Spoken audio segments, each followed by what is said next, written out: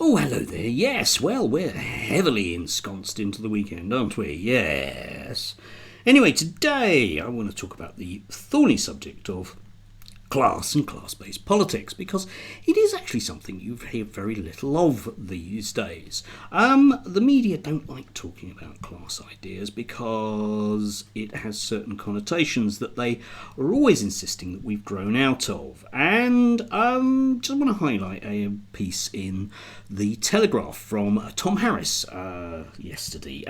Tom Harris is one of those kind of you've never heard of Labour MPs from the Blair years, who now spends his time basically telling us that anything to do with the Labour movement, I mean that in a very broad sense, from sort of like the Lib Dems onwards, will mean that we're going to be murdered in our beds. Not immediately, you understand, because Tom's, a nice liberal kind of guy, but eventually is basically the message he always gives out. So he's another one of those sort of commentators that just writes blurby stuff. But this, I thought, was quite intriguing because he manages to get so much of this wrong. And whether it's deliberate or not, I'm not entirely sure. I think maybe he actually does believe this because he comes from that kind of period in British politics when certain deputy prime ministers, shall we say, with maybe two jags, insisted that we're all middle class now. And a lot of people haven't quite moved on, despite the fact that it is, let's have a look now, quarter of a century later. Anyway, yes, so the only time this phrase now used in the media now is to describe the law-breaking gangs of racists. Well, yes, to a certain extent, because we had that whole thing whereby when you wanted to sort of suggest that, a bunch of racist Nazis were reasonable human beings, you described them as concerned members of the working class. And working class in this case has a particular hue, but we'll come back to that. Anyway, let's have a look at what Tom has to say. Over the years, a narrative has emerged that says the working class communities, whilst being the most deprived, are also the most intolerant of immigrants, as well as the most likely to take to the streets to complain about their lot. Well, that's a kind of vague sort of, do you remember Emily Thornberry complaining about White Van Man and the England flag view? I'm not really quite sure about that as a narrative. It's not one that I hold. But anyway, okay, moving on. A major problem with this is that few people know how to define working class. Well, okay, yeah, that's very true, and it's certainly true in your case, Tom. Right, so let's have a brief history of class as we know it. Those of us that were born in the 60s and 70s and indeed 80s would have sort of had this idea of A, B, C's, D's and E's. A, B's are your sort of managerial posh people like doctors and teachers. Indeed, they're at the top, you see, the professional lot. And your C's are your C1s and C2s. Your C1s are the nice people that work, white-collar workers who work in offices. And your C2s are your kind of, those kind of others that might be things like coppers. Might come back to that notion. But anyway, your D's are basically your kind of skilled-ish and indeed semi-skilled working class working people, work with their hands, and the last lot are your sort of unskilled types, your road sweepers, etc. That was pretty much fixed notion. And it has its certain uses these days to a certain extent. It was somewhat eclipsed during the Blair years with a much, much more kind of what some people might argue is a nuanced approach, whereby you can have notions of things like cultural capital, whereby you might well have people that aren't particularly wealthy but do have all of those kind of trappings of the middle class, in that they'll be heavily into opera and will take part in the local Amdram society. And you can have working class people who are very well off because they're very skilled, like your Polish plumber. Well, maybe not Poles. Anyway, again, come back to that notion. Yeah, it's, you pays your money, you takes your choice with that. For those of us of a certain left-wing and indeed Marxist bent, we would probably go with this notion about the working class being reasonably homogeneous, in the sense that, to a large extent, people work. Where exactly you're going to put them in terms of a hierarchy depends to a certain level on a level of snobbishness, all right? If you think about the way that junior doctors or teachers are portrayed in rags like the Daily Telegraph, they are seen as some sort of Marxist weirdos. basically because they've been treated for the last 40 years as ordinary workers rather than the professionals, and as such are a little bit indignant about it, in the same way that, historically in Britain, people that had their livelihoods destroyed by capitalism got a bit uppity about it. Marx said that everybody would eventually be sublimated into the working class, and there is an element of that. So, I know how to define the working class, and I'm going to use that particular class-based view because it was very prevalent during strong trade union years like the 1970s. Again, come back to that. Okay.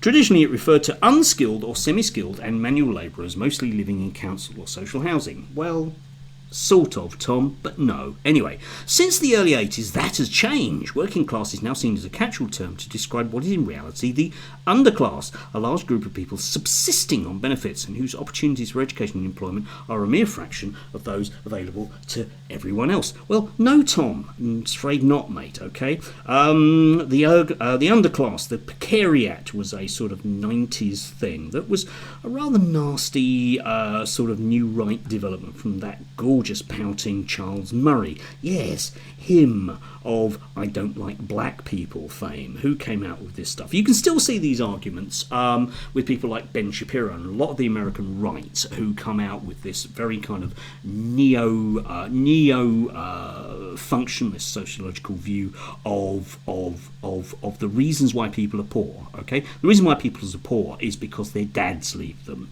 Okay, yeah. Particularly black dads. There you go, just to lump that one in and give it a racial hue, because it very much does.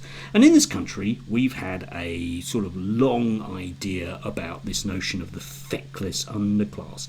But realistically, it's a group of people who comprise, to a certain extent, about 10% of the population. And bearing in mind how much they've been demonised throughout the last 14 years of the Conservative government, and you can remember Thatcher having a go at single mothers and et al., it's surprising any of them are actually still alive. But they do, in class-based terms, in Marxist terms, have that wonderful ability to form a reserve army of labour. All those articles you read about those people that need to just stop being ill and go back to work because otherwise we might have to pay the rest of the people more. Yes, moving on. In other words, the very opposite of working class, which is used to refer exclusively to people refer exclusively to people who were working. Yes, back in the days when people had proper jobs, Tom, when you were growing up, that nirvana of the 60s and 70s. Which is why political parties, particularly Labour, never refer to working class people or communities anymore. Yes, they do, Tom, you just don't notice it, and bearing in mind the particular hue, the new Labour hue of our current administration, they don't like talking about class-based politics because it makes them squirm. Because it would have to mean that they would have to, in some way, suggest that the Labour Party was for labouring people, and patently it isn't anymore. Yes, I'm not a fan. Anyway, policies are now aimed at working people, or more frequently, hard-working peoples or families. Yes, and that comes from one of those ever-evolving, predominantly conservative sort of talking points, whereby you can divide working people into the good working people, the nice people, the proper people, the working class, the hard-working ones, and the others that are undeserving. We no longer talk, for example, about about housewives. I mean, even in the 90s, I remember Robin Cook saying about what housewives might be worried about inflation because when they go to the shops with the stipend from their husbands, they'll notice that prices are going up. Right, okay, nobody says that anymore because it's obviously condescending in a modern economy where women do work in a very large extent to say those kind of things. But this hard-working families thing is just one of those phrases that people spout out without meaning anything at all. Every family is hard-working, everybody's hard-working because we live in a very oppressive capitalist system whereby if you don't work hard, you will end up on the streets. Yes, not in social housing, not lumped there, but on the streets. Oops. Anyway, moving on. The pride in being working class in the past no longer exists. At which point, of course, I will say, I think that's hooey and bunkum. I'm very proud of my background. I am a working person right now. I am a member of a working class. I sell my labour to the highest bidder. I am lucky to be a skilled member of the working class as a teacher, and I can sell my labour for a reasonable amount. But it still exists, very much so, and it exists again, if you think about it, in places like education and in the NHS and local government and national government. Yeah. Because those bastions of, in many ways, class solidarity through trade unions have actually managed to weather the storm. And fair play to the junior doctors at getting a decent deal out of this government. Yeah, it was never going to happen under the Conservatives. Why? Because they hate the idea of collective working class action. Moving on. It used to be a term that was synonymous with civic pride, pride in your own community, pride in advancement up the ladder of the career you had chosen. No, it didn't, Tom. It was always used as a lumpen idea of everybody else that wasn't really very, people that weren't really worth a lot, even no matter how skilled they were. Yeah, chippies and brickies, not really worth, Cassandra, who's got a nice job in PR, that kind of idea. Now it is the everything else category used to dump every negative and unpleasant stereotype. Just you, Tom. The only time the phrase is used in the media now is to describe rioting gangs of racists. And indeed, yes, to a certain extent. Except, of course, Tom, it's used as a cover for white fascists, isn't it? All right? Now, you may notice, for example, in this, that he's not talking at all about class solidarity of people generally in terms of across the races. What he's doing here is exclusively talking about white people because that's mentally where he is. He is the archetypal boomer, not like me. I'm your non-archetypal boomer. Anyway, when social housing is used as a dumping ground for anyone without a job and can't afford a mortgage, that's hardly surprising. Okay, Tom, that's a very rosy view of social housing. Social housing, the vast majority of people in social housing are the only reason why they can accept all of those appallingly paid living wage, cough, cough jobs is because they're in social housing. It's the last bastion of people, for example, in care work. People I used to work with when I was doing care work occasionally, they couldn't afford to live on £10 an hour unless they were in social housing. Those kind of things are essential to our current economy. But you just carry on being rude about those people. Yeah, running an entire care home with one member of staff on £10 an hour. Oh, how do they make a profit? Anyway, yes. Those who can afford to live in their own house, but who choose to remain in a council house are unfairly denigrated as grifters, a practice that only serves to further isolate and sideline such estates. That again, Tom, that's just you and the Telegraph, mate, okay? Working people are working people, and working people have a kind of natural solidarity with other working class people, which isn't really mentioned here. Anyway, class may be something that's become unfashionable to discuss, let alone acknowledge. But it remains the only important fault line in politics, far more so than sex, race, gender or race. No accurate assessment of what is required policy-wise can be made unless class is taken into account. Oh, there we go, Tom, yes. Now, historically, the working class in this country have been at the forefront of positive change for everybody. The reason why women have the vote. The reason why you can't fire someone for being black. The reason why we have equal pay.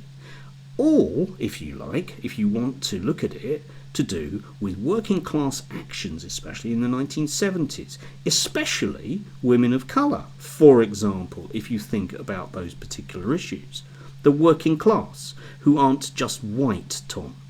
Working class, just working people who recognise the power of collective good. Something, of course, that sends a shiver down the spine of most of our media establishment, because imagine people getting together and demanding their due. That would put a cat amongst the pigeons, wouldn't it? Yes. So no accurate assessment of what is required policy-wise can be made unless this class is taken into account. Well, okay then, Tom. Yeah. Let's go back to a situation whereby people are allowed to freely, collectively bargain. Okay, let's go back to that time when we give trade unions the muscle that they deserve. Let's do that. We might well find that wages start to go up. We might well find that certain people in the media no longer are able to cushion themselves from the realities of the rubbish that they write. Yeah, it might make a change. But of course that isn't the thing that Tom is interested in. In here, what he's basically trying to do, once again, is divide and rule. Right? Yeah. There aren't working class people anymore because we prefer it just to be a whole bunch of individuals that need to be set at each other's throats. I don't have a problem with women of Bangladeshi origin being cleaners. I don't have a problem with third generation Jamaican males being mechanics. I don't have a problem with somebody becoming here from the Philippines to be a nurse. I don't have a problem with a Spanish guy living here working as a teacher. Why should I? I stand in solidarity with these people, knowing full well that they will also understand where I'm coming from. It's not divide and rule, Tom. And if you want to do something for the working class, and this always occurs, doesn't it? Remember, oh yeah, Boris Johnson. Oh yes, we'll level up the north. How are you going to do that then? Oh, we'll just pretend that if we put a new roundabout in Doncaster that it's a major achievement. Yeah, right? Tom, don't write rubbish, Tom. Don't patronise us. We're way too intelligent for that. Anyway, do have a lovely weekend. Yeah, don't riot. Okay? And if you do riot, make it some sort of class-based solidarity thing. All right, yes. But remember, those people wrapped in Union Jacks and giving you, swastika salutes, remember that they're members of the working class as well. And maybe we should have a collective action whereby we get them on our side rather than a bit of the force-fed narrative that I, for example, am their enemy. I'm really not. Quite nice, really.